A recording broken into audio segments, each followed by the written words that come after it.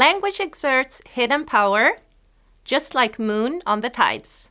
My name is Georgina Charissis, and I am a PhD student at the Department of Swedish at the Nantes University in Växjö, Sweden.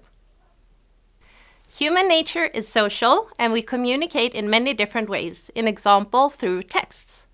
This dialogue can be traced both backwards and forward. Now imagine being a newly arrived student in Sweden, a country in Scandinavia with approximately 10.5 million people. This means that most of the students arriving need to learn the Swedish language. Physical health and education is a mandatory school subject for everyone in Sweden. But this means for newly arrived students that they need to participate in the school subject with little or not any language at all. Also, physical health and education isn't a mandatory school subject in all countries all over the world. For some students, it's just a new school subject. So a new school subject together with learning a new language is complex.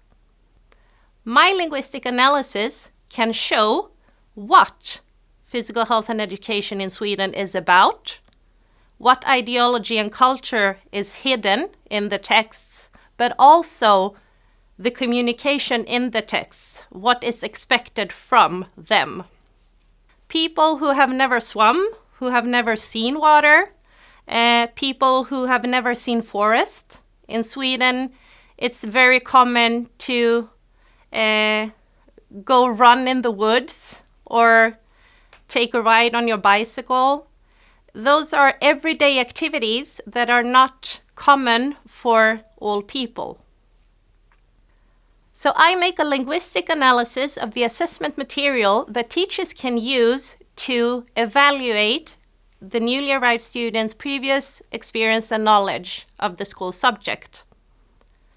This means that they are measured to the Swedish subject, physical health and education.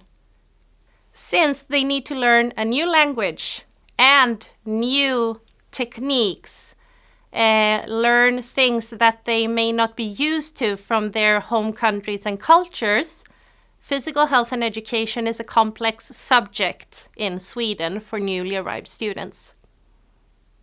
Students' well-being should really be close to our heart. I believe that my linguistic analysis can show what physical health and education in Sweden is all about, but perhaps it can also make these students become more confident to attend an activity after school or try a new hobby. That will also make them engage in society and integrate.